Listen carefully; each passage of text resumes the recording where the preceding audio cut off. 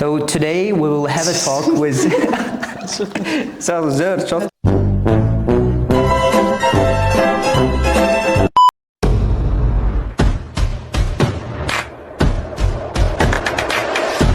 the only Tajik girl from Khujand. I wasn't that happy. Actually, I chose it 2 weeks before the deadline. Applied to Cornell through early decision. My GPA is like a 4.0, which is in our standards 5. So my score was 1500 to assess my knowledge on June. And then I took the second one to assess my knowledge on August. Cornell or Hogwarts?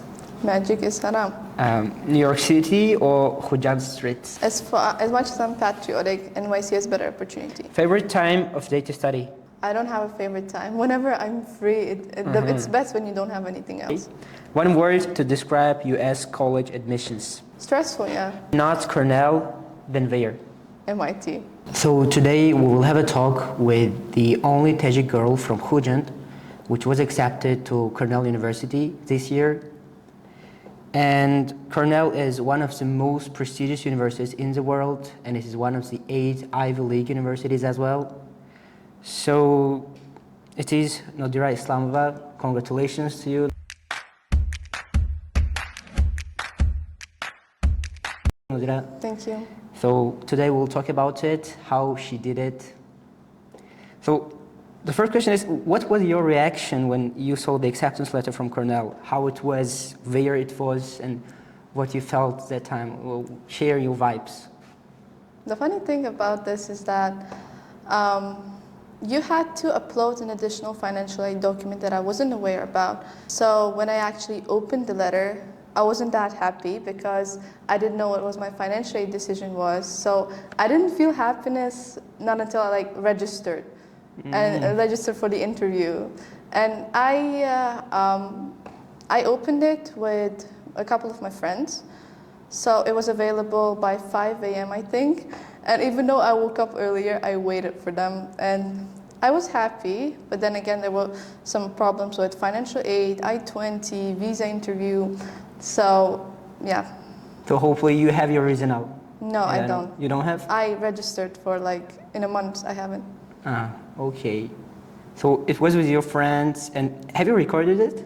Yeah, I think I have. Usually people record it, yeah. And personally, I also used to watch a lot of college reaction videos on YouTube.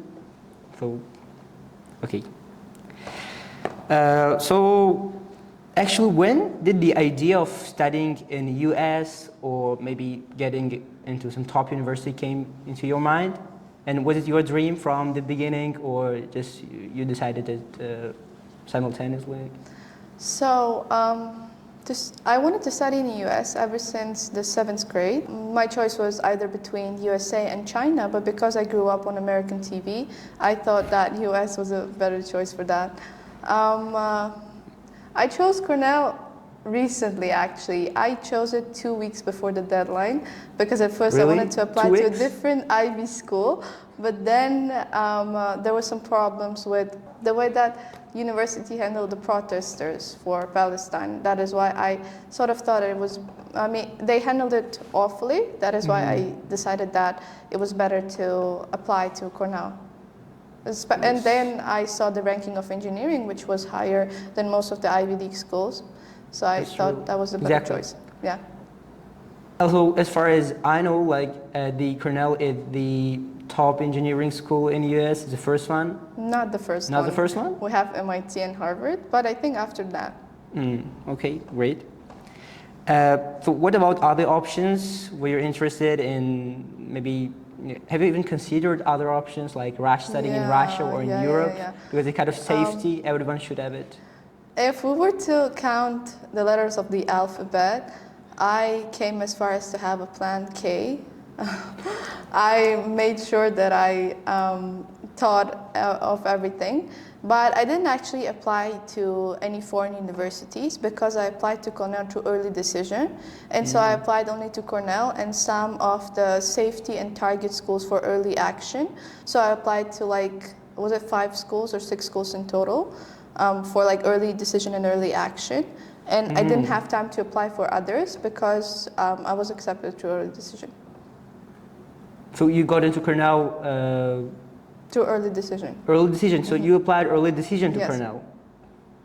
So it was like it is a truth that the acceptance rate for the early decision is higher. Yes, yes. So maybe that also played a Yes, bit it role. did. So do you think that if you applied regular decision, would you still be accepted to Cornell now? I'm not sure. You're not sure. Yeah. By the way, what's the acceptance rate of Cornell? Honestly, I don't remember it. I think it was to early decision, it was somewhere between, was it 8% or was it higher? I guess it was 8, yes. Maybe to 8? early decision, it was like 15, 16. So that is like a difference. So there is a huge difference between Yes, applying yes. early decision and regular decision. So basically, for those who don't know, the application deadlines for applying to top US universities, or any university actually, there are 2 deadlines. One is like one of them is early and another one is regular. So the acceptance rate for early decision or early action, how others call it, is higher. So today our guest applied early decision. Okay. But like the problem with early decision is that you have to be prepared for like a harder competition, especially if you're applying to like schools like Harvard. You will have to know that the kids that apply to early decision or restrictive early action, as Harvard has it restrictive or not? So like the way that it has is that the kids that you are going to compete with are going to be the kids that have prepared to go to Harvard since like for 5 to 6 years. Their parents wanted them to go. So the competition is going to be a bit higher to early decision, even though they accept more students.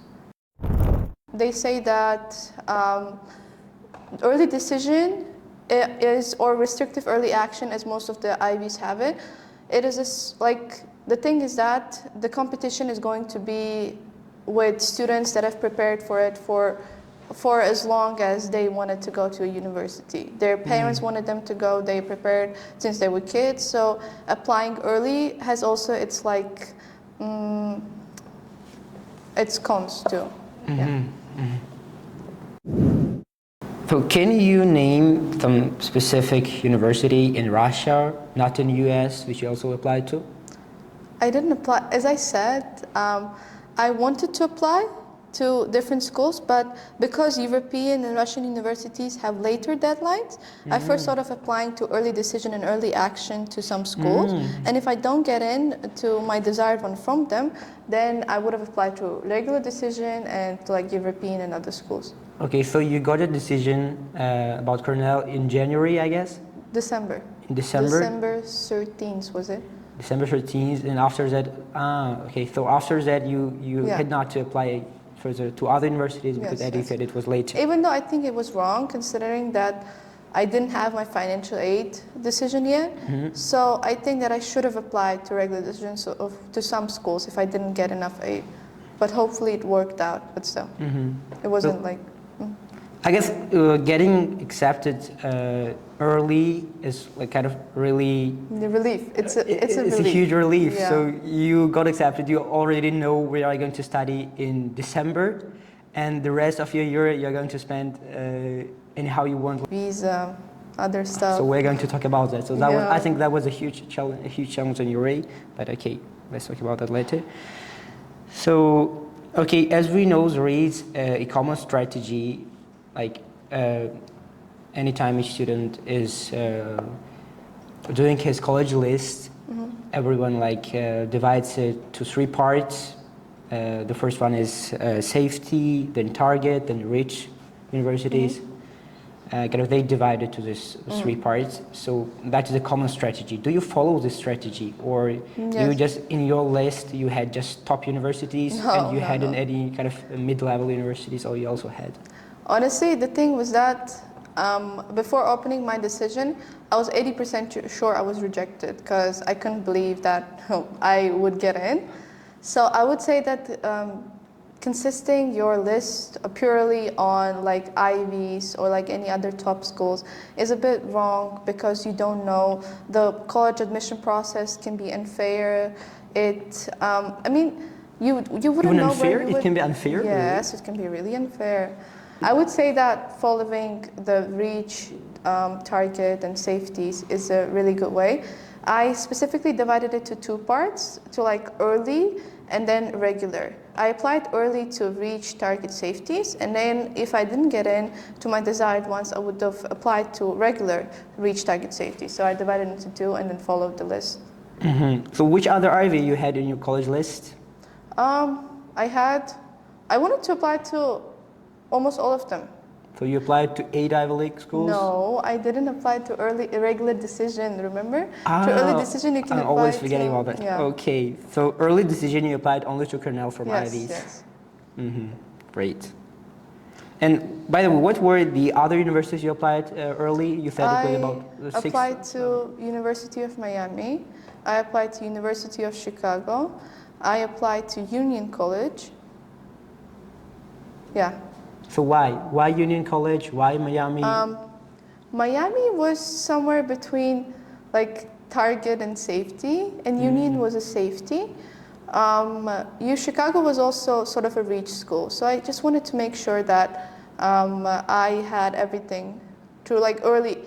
If I know that I get into my safeties early on, then I wouldn't have to apply to a regular decision to safeties. Like, you know, I would be rid of safeties and I would start thinking of only like top schools. So if I just wanted to make my job easier, if I have the school, then it would be a lot easier for me because I would only apply to top schools. If I get into any top schools, I would go to them. But if I don't, I would still choose like the targets or safeties. Okay. So let's move on to the most important part, which is your application. So, your academic background, and which. So my GPA is like a 4.0, which is in our standards 5. The GPA consists of the final grade of the 9th grade, the final grade of the 10th grade, and the first grade of the 11th grade. The first like semester grade of the 11th grade. So all of them were 5s, and I studied in Oxford. What else? Yeah. So Oxford School does not offer IB, No. A levels, or anything like that? They've actually integrated IBs for little kids to like the 7th grade. Because they will have the chance to like study from the elementary till like the high school through that system. That is why they'll be granted it. But considering that Oxford School opened when I was in 8th grade, anyone who was higher than 4th grade would have to enroll into the Russian department. So in English department, you have a chance to get IB? Yes, yes. So now it is possible to graduate with IB in Khujand, in our city? Yes. And it's only offered by Oxford School or any other school also? I think it's only offered by them. Okay, let's speak about tests. What standardized test did you take? I took the SAT. So you took SAT. Okay, what was your score and how did you prepare for SAT? What are the resources you used during the process? So my score was 1500, 770 from math and 730 from English. I prepared a lot for it actually. I spent my summer, the end of 10th grade, and like when I was rising 11th, I spent that summer on the SAT.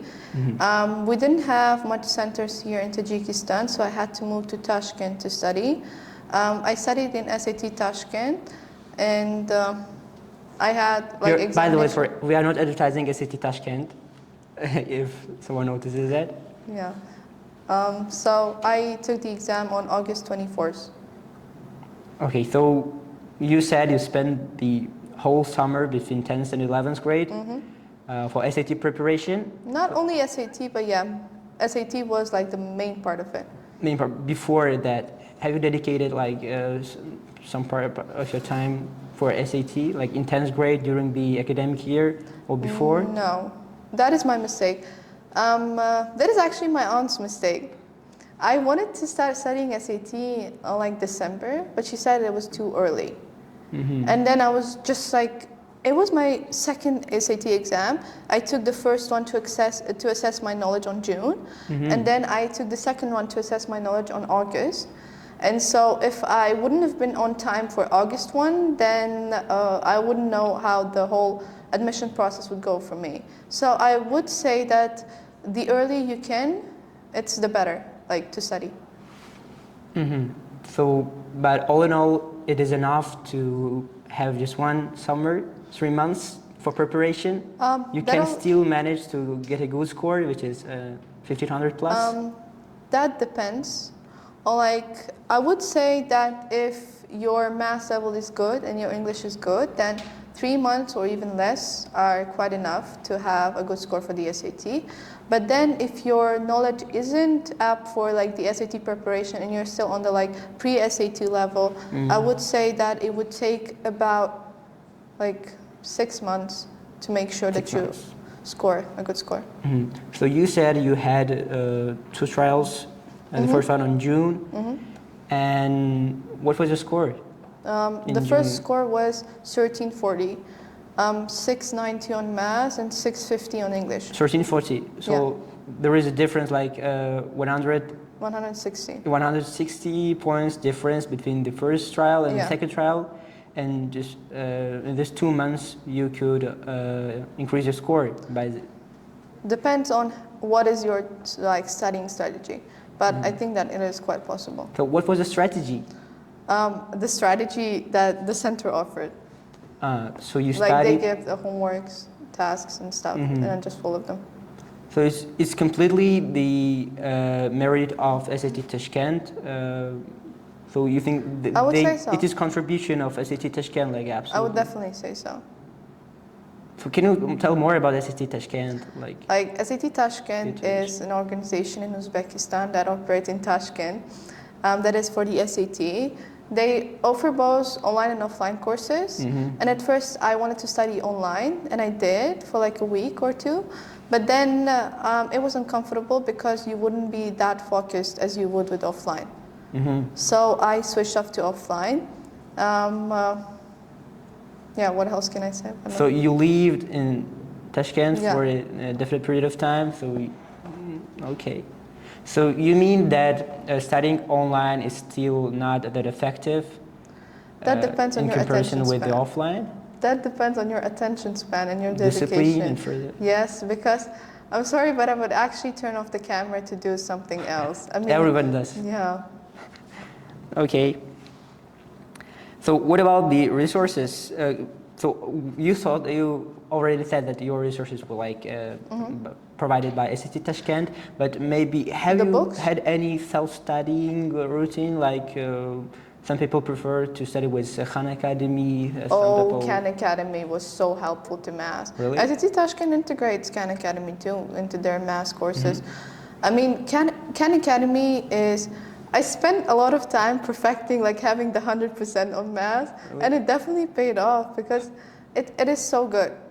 I would say that if you don't press that replay or whatever button, which actually makes you go from back, and you actually try to take the whole thing one more time, that definitely works better.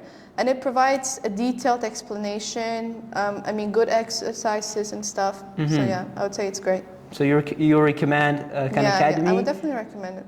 And what else? What resources SAT Tashkent uses? Was it Panda, Philadelphia, like the math books, the grammar? What was grammar? They have their presentations for English, but I would say that reading is definitely best when you have your strategies of reading. Because every question is approached differently, and as long as you have a good strategy for them, you can manage your time well, and through that you can take the examination quite well. I would say strategy and reading. Reading books is really important for English. Reading books is an essential part of scoring high. So what to do if you don't like to read? What do you have to do? I mean, I'm sorry, but if you want SAT, learn how to read. You must read. Yeah, you must read. Don't know anyone that doesn't read like literary books in English that has scored high on the SAT English. So it's crucial to read. It's crucial. Okay. Because like if you look at their reading questions, they're just the exams from their passages from the books. Passages from so like it's the same thing. It's either literature or the science that I know. Yeah. Mm-hmm. Articles are also important. Okay. So another question is the common problem connected with SAT is there is a lack of practice tests. Like I feel that because the official practice, we have only 10. kind of 10 of them on the College Board website. Yeah. So I think that's not enough if you want to prepare. Like, But the thing is where that can we find like the practice tests, which are like resembling the real test, which are SQB. SQB? Yeah, SQB is the official, what was the name? College Board site, SAT question bank by College Board. Like it's still by College Board? Yeah, it is. It is installed by the College Board itself. They have a ton of practice questions. Like SAT's question bank, they are questions from the previous test, Yes, like yes. from other years. Yeah. But we need the actual one, like the questions which are.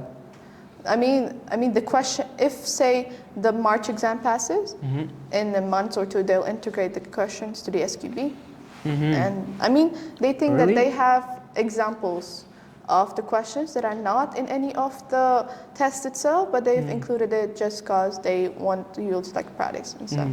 But you cannot take a practice test with the time and scoring from the question bank. Yeah, So you cannot do this. but you can. My best strategy for it would be to first focus on each section of the SAT alone. So say you need to practice your grammar, go to SQB, time yourself, take your 10 questions. If you pass that grammar point, go to the next one. And when you are sure that you perfected all of the question types, then you can go to like the official practice test.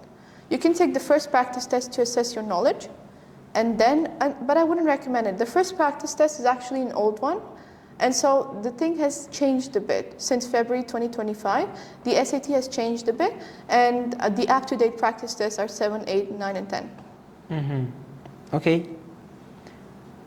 Okay, let's move on to another question, which is, as we know, applying as an international student, you have to pass some English proficiency tests, like TOEFL, Duolingo, or IELTS. So what was your score? You got IELTS or TOEFL? TOEFL. TOEFL. Okay, so you had TOEFL here in Hujan or in Tashkent? In here. Here? In Arcon? Was it Arcon, home edition or offline? Offline. Offline. So why not online? Why not home edition? I don't know. I kind of feel like you'll be more focused offline. More focused. So what was the score? 107. 107. Great. That's amazing. Thank you. So was it your first try or No, not? second try. Second. On the first try, I took. There's actually this thing that I want to talk about: language tests and the SAT. If you want to score well on both of them, you better start preparing for TOEFL, because that would really help with your SAT English, because English is a lot harder than Maths. Because Maths is like 9th grade in your logic, and you will be able to pass Maths, but English is a bit tedious for us, like not the native speakers. And so I would actually recommend to prepare for TOEFL. Take TOEFL once, then your SAT English level would be a bit higher, and then you'll take the SAT and you'll retake TOEFL again. And then your reading score would be great. Really? At first, my reading score was 25, but then it became 29 after the SAT. And I think that is like the strategy to follow. So some people say that first you have to pass IELTS or TOEFL because it's easier. When you have your score, then you're going to prepare for SAT. Is it a good strategy? It is definitely easier, but like it's not just because it's easy. You would have a basis of English for your SAT English, because reading is the same almost. Okay, so let's move to the next question, which is connected with extracurricular activities. As we know, it's another section of the traditional application to US colleges. So were your ECs related to your major, and can you name even some of them? What were you into during your high school, and so basically that. So the thing that I would say about extracurricular activities is that it's best to have one team and then the secondary interest. Even though the diversity in the activities field can be seen as good, and it is good, but you'll have to show them that you're prepared for like the major that you're majoring in. My own advice would be that majoring undecided is wrong. You better just choose what your theme of the application, your personal brand, says about you, and then sort of like choose the major, because you can change the major anyway. But it's best to the admissions to see that you're decisive and ambitious and stuff. My extracurriculars were also connected to my major, but not all of them. I had also a secondary interest which was connected to music. I would say that one of them, for example, it was that I was like a teaching assistant to a physics professor in here, Fujian State University. Great. I actually didn't get it just because I tried hard. I would actually have to be honest on that. I got it mostly because my grandfather works there, and so he was his friend, so that's so. Okay, anyway, you did it, you helped him, but okay. What about the essays? How many essays did you write, and what was your personal statement about? Can you tell also about something about supplemental essays? What were the supplementals for Cornell particularly? How many essays did I write in total, or how many essays did I write for Cornell?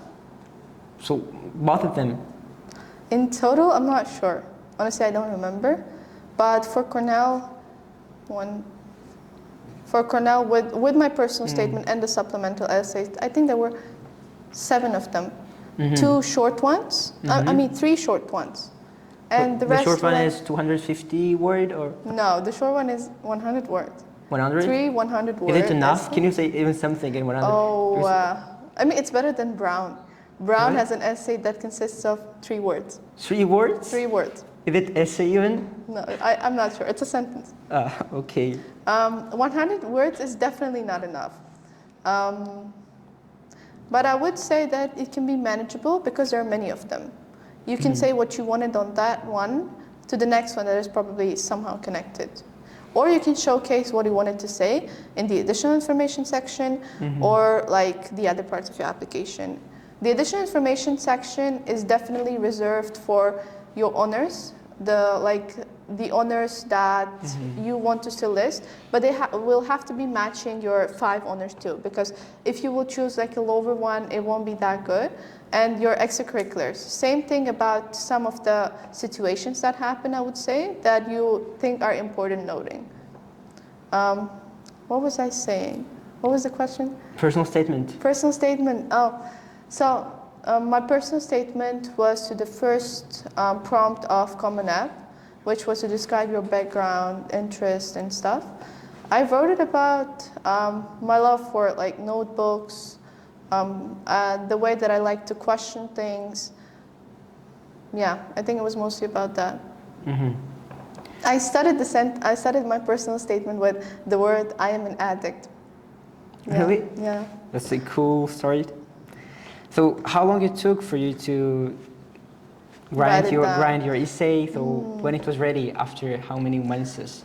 I had an idea of writing about the topic that I chose in July, I think. But then I didn't quite start writing it till September, after I was done with the SAT. I would say that it took me a couple of months, like 1 or 2 months. Really? The problem was that I like to edit it. I think that section is wrong. I should definitely change it to something else. That section is better, or should I talk more about it? I was so skeptical about it, about writing the perfect essay. You have to be skeptical. Okay, and to be honest, before the interview, I thought you definitely spend more time for SAT preparation, for essay, because I thought you had to work on your SAT about 1 year to get this score. So I definitely expected higher, like. It depends on the center. I would say that it depends on your strategy, center, because I'm not sure how much time would it take me to have the score that I have, if I didn't study with people. If I self-studied, I'm not sure how much time it would take me. So it would take definitely longer if you self-studied? Yes, sure. So you recommend to take courses, paid courses, in order to have discipline, to have focus? Yeah. Sure. Moreover, they tell you like the little secrets. Like, I'm gonna share one with you. So starting from March is the hardest SAT exam. And so it becomes easier till like December. So it varies, like the test varies by the difficulty? Yeah. The difficulty is different. How is it different? I would say that the March exams are a set of new exams. Every year, when like the year changes, they completely change their exam structure. Not the structure, but the questions. But then they sort of repeat like 4 to 5 questions from the previous exam to next exams. So if there was a person that started taking the exams from March till like December, they would definitely score 1500 plus, 1540 plus on the December SAT, because they would encounter so many of the questions repeated. And you know, like the most important thing about SAT is time management. And so they wouldn't even spend time because they would remember the questions, and then the score would be higher in December. I didn't know that. Yeah, I couldn't have imagined it either. Plus you have this two sort of like experimental questions. So if you get both of them wrong and not like it does not your affect score, your score. yeah, it doesn't affect your score. And if you get them right, I do think that it doesn't affect either. So that's bad. Imagine they're hard, and you try to. And the thing about SAT math is that when you make mistakes on the easier ones, your score is the same. Is it the same? No. When you make a mistake on easiest one, your score diminishes down by 30, 40 points. Really? If you make mistakes on the harder ones, your score gets diminished or degrades by like 10 points, 20 points. But if you make mistakes on the basic math, then your score is down. So it's logical, I guess. Yes, you should focus on the easier questions because you would make dumb mistakes. And then the hard questions will follow if you have time, but they don't affect the score as much as these do. So if you get all of the easy questions correctly, I would say you would score 700 on math. And then the remaining 10 hard questions that are across the 2 fields, mostly by the 6 end questions of the second module, I would say that if you get them right, then you will get 800. But if you get the easy questions correct, you will get 700 on math. Yeah. Interesting. That was the new fact, the new information for me. And so, who wrote your recommendation letters? What they said there, and what they had to say there? My recommendation letters were written by my physics and English teacher. I would say an important part about recommendation letters is having a brag sheet. So brag sheet is usually a list of paper that encompasses the qualities that you want your teacher to showcase in your recommendation letter, the honors that you want them to mention, the extracurriculars that you did, the moments that you spent together. Because I think an essential part of recommendation letters is showing that, showing a moment that your teacher remembers of you and them, because that will make the recommendation letter actually personal, and it will give them more value in it. One thing about recommendation letters that I will have to say also is that all parts of your application should speak in one voice, one theme, which is a personal brand. So you would actually have to distribute the qualities that you want your teachers to show. Say you want one of your teachers to show that you are genuinely curious and driven, and you want the other to show how soft you are and how good you are with your community, and then you want both of them to show how ambitious you are.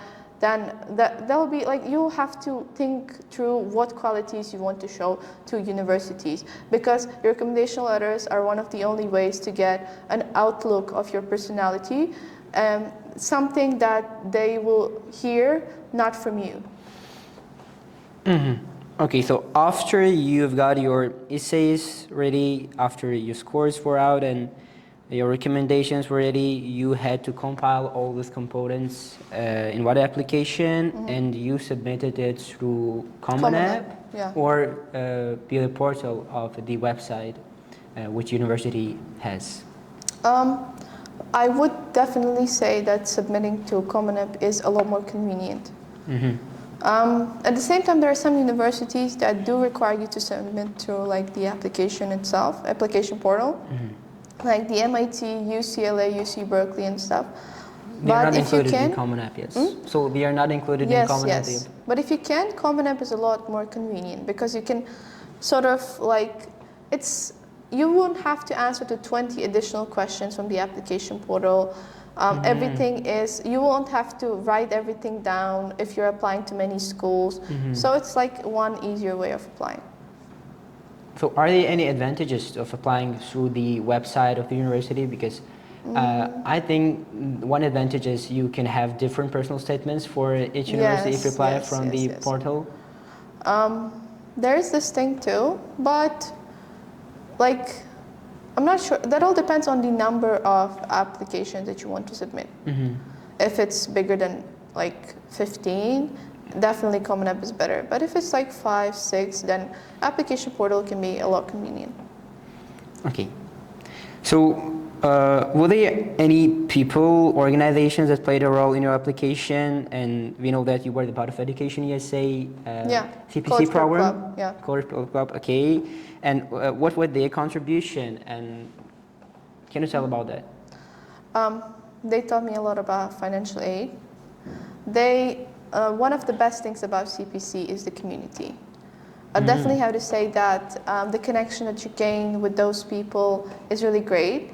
And you sort of motivate each other. If you have a program, everyone tells you, and then it's just a good community, I would say, in the first place. Like-minded community, like those people who are also applying to universities. Yeah. And it's really convenient when you have like peers that are surrounding you that have the same goals and ambitions as you have. Education definitely. USA taught me a lot of things. As I said, there was some parts of the application that they made clearer. There were good teachers that supported me in like the long run. And yeah, it was just a good experience. So, as I know, after graduating from College Prep Club, you have your advisor together with you, like, so you can reach out to them anytime you have any questions. So each student has his own counselor or advisor, how it's called? Are you sure? No, so they don't have. I'm also an alumni of CPC. Yeah, I know. Do you have an extra counselor, like specifically for yourself? We have them. So after graduation, counselors were distributed, and we all of us have their own counselor. So we didn't have that in my term. From those who already study in U.S. universities, not from. Yes, I remembered mentors. Not mentors. Like, okay, sorry. No. I called it advisor. No, I thought advisor you mean like Miss Nilufar and stuff. Okay. Yeah, we have an extra mentor, and they're helpful too. Yeah, they tell you about your experience, and I think that's really good. Okay, let's talk about the hardest part in your application, the most challenging one. You said you had problems with. Yeah, a lot of problems. It is financial aid. I think we need to have a focus on this part because for the international students, it's really important not to only get in, but also to get in with a scholarship, the grant, because not everyone can afford American education because it's extremely expensive compared with the money we earn here. Yeah. So, okay, have you got any grant or scholarship? How are you going to finance your education in Cornell? So how you handle the problems that you named in the beginning connected with financial aid? So Cornell gave me full tuition and like an extra some thousand USD for the rest. The cost of contribution still remains like a bit high, but at the same time I think it is manageable, especially if you work and stuff. So the problem that I had was basically that I thought submitting the CSS profile was like the last thing that you'll have to do with financial aid. I forgot that there were the college boards. Was it? CSS profile? No, CSS. I submitted the CSS profile and I thought I was done with it. But there's an additional step that you have to take and another additional step that you'll have to take, which I didn't know of. And I got to know 4 days before my decision. So by the time that I submitted the documents, I had my decision and I didn't have my financial aid decision. I actually thought at first that I didn't get any financial aid.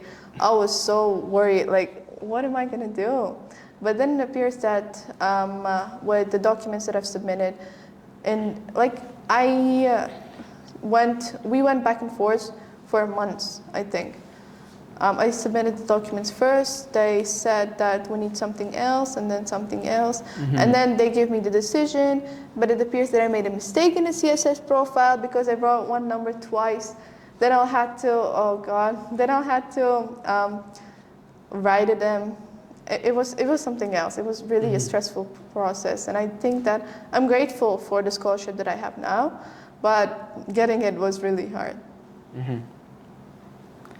Okay, so what is the probability of getting a full grant while applying 2 years? What you need, what documents you need to actually to provide for them to have a decision about a financial aid?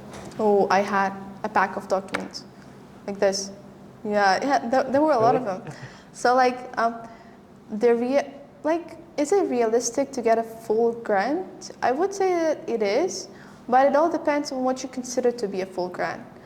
There is still some cost of attendance that your family will have to pay. And one way to ensure that you get a full scholarship is to make sure that you work with someone. That is my mistake. You had to work with a financial aid advisor. If you don't have a financial aid advisor, you had to work with a bugalter or something, someone that understands. Because there were some words in CSS profile that I learned after. I Googled it and I was like, is it this? Then that was bad. So it's connected with documentation, and of course we cannot know all about that. So basically we can receive them from tax agency? Yes. So tax is important, or you get a statement from the employer. You will have to give a proof of assets.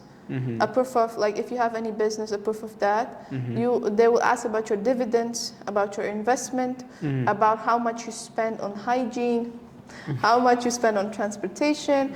They will ask how much your parents spent on your siblings' education, on your education. There are so many questions. Okay, so basically that was the section of the Q&A. So now we are moving to the next section of our podcast, which is the questions from the viewers. So usually we have questions from the viewers. Every one of you can ask questions. Leave them in the comments or in our Telegram channel, so we can ask it from the speakers, our guests. So let's move to that part. So Sitora Nazarova from Khujand had a question. I don't know what I'm going to study in university, but can I still have a successful application without focus in particular major? So as I've said this before, when we were talking about extracurriculars, I do think that applying undecided is a mistake. Why is it a mistake? You have lived approximately 16, 17 years of your life, and you want to get a good education, but through 11 years of schooling, you haven't found a single subject that you were interested in, or you were interested in everything. Absolutely. A little. So that shows that you are not decisive enough, that you're not ambitious enough. As I've said, look at your application. Your application will tell you something. Perhaps you're good at something that you didn't realize, and then take something that you're good at and apply with that major. You can change your major, and you can change your major at any time. The important part is that to show that you are decisive, ambitious, and with the character that fits the university. Okay, we hope that Sitora got her answer. And let's move to another question. It is a question from Umarova Muslima from Isfara. I write my recommendation letters myself. Is it okay? Is it legal even? It's not legal. If anyone finds out that you're going to get definitely rejected. Writing recommendation letters yourself is bad too. Why is it bad? Because you wouldn't encompass it. There is a look from an outsider's perspective. that you will have to give the universities. And so your teachers would know how to do that. Moreover, most of our teachers know how to write characteristica. And you just have to translate that and perhaps edit it with them as long as they see, as long as they give consent to like whatever you're writing, they put their signatures on it, that will be legal, but you'll have to make sure that that encompasses your personality from an outsider's perspective, and writing it yourself doesn't make it that good. Absolutely. Another question is from Dawlat Zoda Ibrahim. He's from Khujand also. I am in 9th grade. My level of English is B1. Can I still manage to get into top university in US, or is it too late? From which grade you have to start preparing? The earlier the better. Like the answer to the last question is the earlier the better. But if you're late, then you can still make up to it. Just make sure that you consume a lot of English media. So watch a lot of TV shows, read a lot of books, and your English level will improve in just 6 months. You'll just have to make sure that you... Imagine I took you right now and put you in the United States. You would learn how to speak in 6 months. You'll have to just make the same condition for yourself. Speak with people in English, listen to like English music, watch films and stuff. Even music, you have to make yourself to listen to English music? Yes, because your ears would get used to the language. When I was studying French, something that I didn't quite account for was like the accent. And so they told me that you'll have to make your ears familiar to the language. So you'll have to listen to a lot of music and shows and stuff. So, by the way, do you speak French? Not that good, because I kind of dropped it in a few months. Interesting. Okay, so that is all questions we had for today. Let's move to the last section of our today's podcast. It is rapid fire segment, which I love the most. So let's start. Cornell or Hogwarts? Magic is haram. TED Talk or Netflix? Netflix. New York City or Khujand streets? As much as I'm patriotic, NYC has better opportunity. Okay. Cornell Library or chilling by the lake? Library. I don't like nature that much. First thing you will pack for college? The first thing that comes to my mind is laptop. I mean, if you're talking practically, but like my notebooks or like slippers, they're comfortable. One app you can't live without? Wattpad, but Telegram too. Favorite time of day to study? I don't have a favorite time. Whenever I'm free, it's best when you don't have anything else. First thing you'll do when you land on campus? We'll go seafood. Seafood? The first thing. I mean the first thing. You just... I mean, I'll see how good is the food. Okay. One word to describe US college admissions. Stress? Stressful, yeah. Stressful. One acceptance or 5 wait lists? Depends on what college you were accepted at. I mean, 5 wait lists can be good if the one college that you were accepted at was like a mid-college. What's more stressful, test day or application deadline? Test day for me. Because application deadline, you would know that there are so many months before it, but like the test day is the moment where everything is made up. That's you have to be responsible. Yeah. What would you say to 14-year-old you? I'd say make an academic calendar and follow through it, because having an academic calendar is really important. Okay, and the last question is, if not Cornell, then where? MIT. Okay. Or Miami. I like Miami.